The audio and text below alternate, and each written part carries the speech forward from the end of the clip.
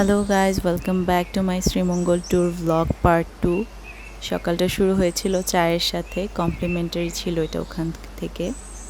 এরপর আমরা সবাই ওদের লবিতে চলে যাই ব্রেকফাস্ট করার জন্য। ডিম খিচুড়ি সাথে আচার সালাদ, এটাও কমপ্লিমেন্টারি ছিল। তারপর সবাই ওখানে রেডি টেডি হয়ে সবাই ছবি টবি ক্লিক করতেছিলাম, সবাই গ্রুপ ফটোজ ক্লিক করতেছিলাম। আপনারা দেখতে পাচ্ছেন আমরা জঙ্গলবাড়ি রিসোর্টে আছি। Jangalbari As you guys can see, এটা হচ্ছে কি কাজিন স্কোয়াড। আর আমার মেয়ে ঘুম থেকে উঠে দোল খাচ্ছিল। ওই জায়গাটাই ওর ফেভারিট ছিল, ওই পুরা কটেজের মধ্যে। একটু পরপর বলতো দোল খাবো দোল খাবো। চশমা চোখে চশমা বুকে, বুঝুন আর কই কই থাকবে। কান্না করে কেন? এইখানে আমি কিছু সিঙ্গেল ফটো ক্লিক করতেছিলাম কটেজের সামনে। কটেজের সামনে 4টা কটেজ অ্যাটাচ করা ছিল, ভিউটা খুব সুন্দর ছিল। সো আমরা ওখানে ছবি টবি তুলতেছিলাম।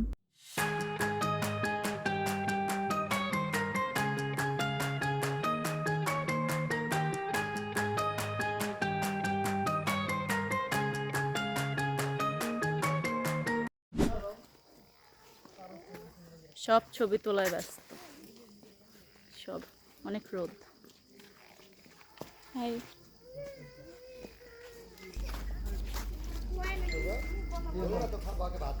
সব ছবি এই জায়গায় তুলতাছিস তোরা।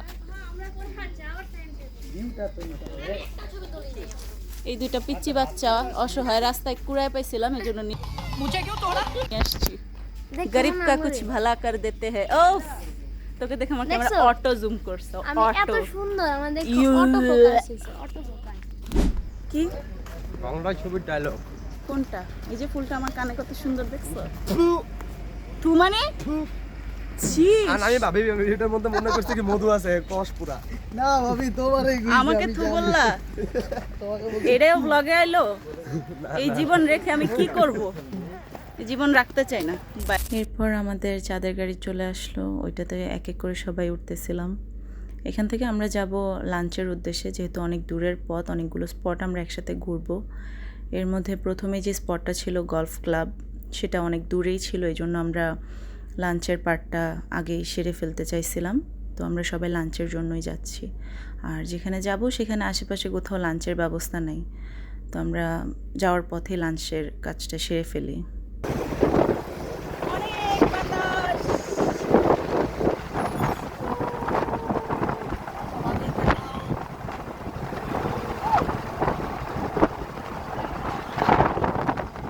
এই যে আমরা সবাই লাঞ্চ করতে বসে পড়লাম, সবাই একসাথে লাঞ্চ করতেছি।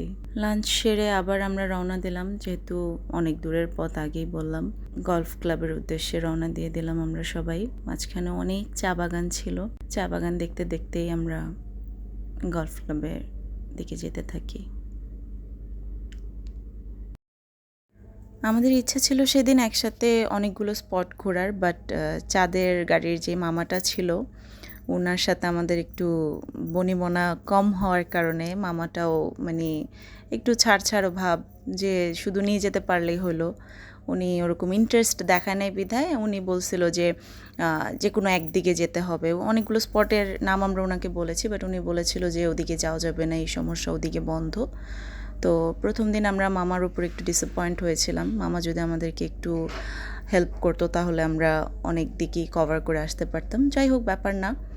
তো আমরা সবাই একদিকেই রওনা হলাম, গলফ ক্লাব, দেন যাব হচ্ছে আমরা লাল পাহাড়, ওগুলো এক ওয়েতেই। তারপরে বলেছিল আমাদের সন্ধ্যার সময় উনি ইয়েতে নিয়ে যাবে, নীলকণ্ঠ সামথিং কিছু একটা, ওখানে জাস্ট চা খাওয়ার জন্য। আমরা আর ওটা বলছি যে থাক, বাদ দেন, আমরা আর ওখানে গিয়ে চা খেয়ে কী করবো। যে অরিজিনাল মানে মেন জায়গাগুলো বলেছে ওখানে তো নিয়েই যাচ্ছেন না, তো সেখানে আমরা আর যাই নাই। ওনাকে আমরা ভাড়া করেছিলাম দুপুর 12টা থেকে সন্ধ্যা পর্যন্ত। তো এর ভিতরে আমরা যতটুকু কভার, এর ভিতরে গলফ ক্লাবটা এত দূর ছিল, but it was so beautiful. Then ওখানে যাওয়ার পর আমরা জানতে পারি যে জায়গাটা মালিকানাধীন, সো ওখানে এমনি নর্মাল মানুষের যাওয়াটা নিষেধ ছিল। তো আমাদেরকে চাঁদের গাড়ির যে মামাটা ছিল উনি বলে দিছে যে ওখানে লোকজন থাকবে, হাতে একটু সামান্য চা নাস্তার পয়সা দিয়ে দিলে ওরা আপনাদেরকে ভেতরে যেতে দিবে। তা আমরাও তাই করলাম। এখানে আমরা সবাই পায়ে হেঁটে পাহাড়ে উঠতেছি। অনেকটা রাস্তা পাহাড় হেঁটে, মানে অনেক উঁচু নিচু পাহাড় ছিল, তো ওগুলো আমরা হেঁটে হেঁটে যাচ্ছিলাম।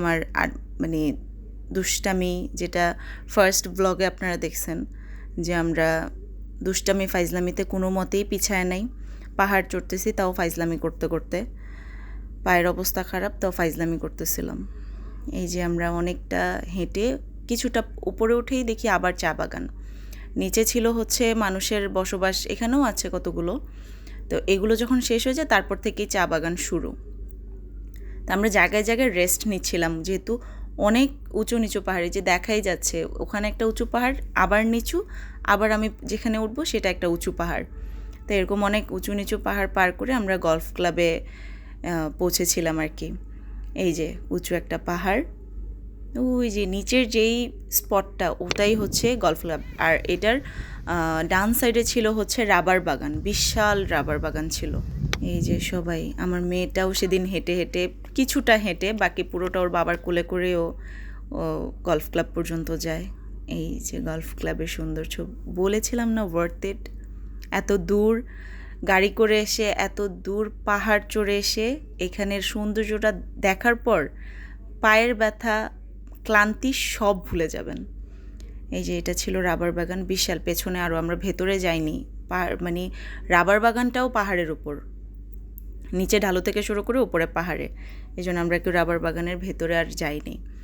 এরপর আমরা গলফ ক্লাব থেকে বের হয়ে, যেহেতু আমাদের হাতে টাইম কম, গলফ ক্লাবে আমরা ঘন্টাখানেকের মতন ছিলাম, ওখান থেকে বের হয়ে রওনা দিই লাল পাহাড়ের উদ্দেশ্যে।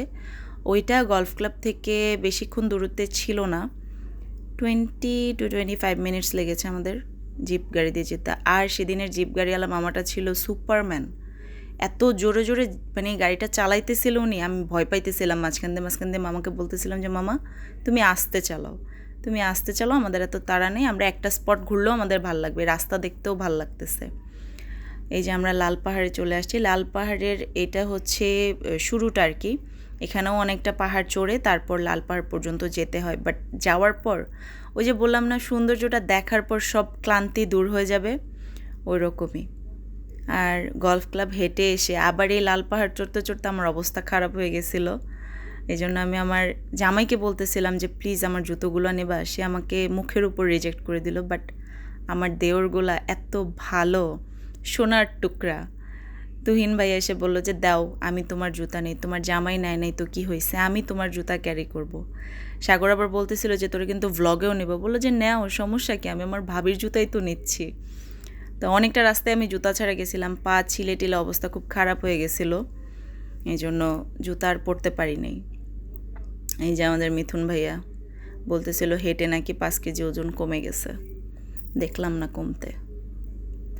এখানে সামনে একটা ঝিরি আছে, ওই ঝিরিটা পার করে আবার আরও উঁচু পাহাড়, এই ঝিরি পার করার পরে হচ্ছে মেইন পাহাড়টা। ওই পাহাড়ের অর্ধেক ওঠার পর বাকি অর্ধেক তুহিন আমাকে মানে প্রায় কোলে করেই বাকি পাহাড় পর্যন্ত উঠাইছে। আমি আর যাইতে চাইছিলাম না, আমি গিভ আপ করে দিয়েছিলাম, যে বলছে আর যাবো না, তোমরা ঘুরে আসো, আমি এখানে বসি। তুহিন পরে আমাকে অনেক জোর করে যে চলো, এত দূর আসছো, আর মেইন সৌন্দর্যটা না দেখলে হবে।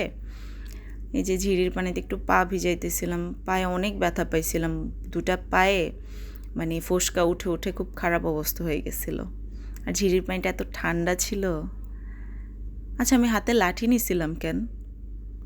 আর এখানে আছে একটা মজার মোমেন্ট, আমাদের পান্ডা ভাইয়া, আমাদের মিথুন ভাইয়া হাই জাম্প দিতে গিয়ে আর একটুর জন্য পড়ে নাই, মানে সামান্য ব্যবধানে, নাহলে এই কাদার মধ্যে একদম উপর হয়ে পড়ে থাকতো।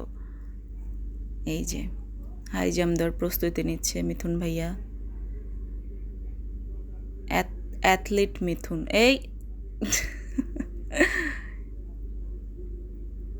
এই যে লাল পাহাড়ের মাটিটা লাল দেখেই মনে হয় পাহাড়ের নাম লাল পাহাড়।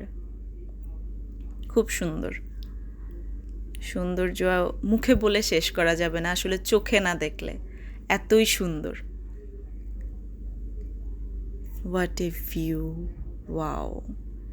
ওই যে পাহাড়ের চূড়ায় একটা মন্দির ছিল, কী মন্দির সেটা জানি না, ওখান পর্যন্ত যাওয়াটা নিষেধ ছিল, আমরাও কেউ আর যাইনি ওখানে। ওই মন্দিরের ওই জায়গাটায় কয়েকজন মানুষ ছিল, সো আমরা আর ওদিকে যাইনি যেহেতু নিষেধ করে দিয়েছিল নিচ থেকেই। আর আমরা এখানে বসে রেস্ট নিচ্ছিলাম, পাহাড় চড়ে রেস্ট নিচ্ছি আর আড্ডা দিচ্ছি। ভালোই লাগতেছিল, এত দূর পাহাড় উঠে টায়ার্ড হয়ে এখানে বসে বসে আড্ডা দিতে মন চাইতেছিল না আবার নিচে নামে। আমি এখানে পাহাড়ের একদম কিনারে দাঁড়ায় একটা প্রাকৃতিক ফিল নিচ্ছিলাম, চুলগুলো বাতাসে উড়ায়, খুব বাতাস ছিল, ভালোও লাগতেছিল। ওখান থেকে বের হয়ে আমরা একটা বাজার পাই, সেই বাজারে আমরা গাড়িটা থামায় অনেক কিছু খাওয়া দাওয়া করি। দেন আমাদের বাসায় না কটেজে পৌঁছাতে রাত হয়ে গিয়েছিল।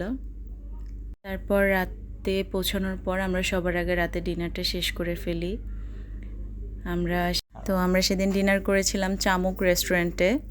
ডিনার শেষ করার পর সবাই ছবি টবি ক্লিক করেছি, আর সবাই এত ক্ষুধার্ত ছিলাম যে খাবারের টাইমে যে কোনো ক্লিপ নেব সেটা নিতে পারিনি, যেহেতু অনেক দূর জার্নি করে আসছি।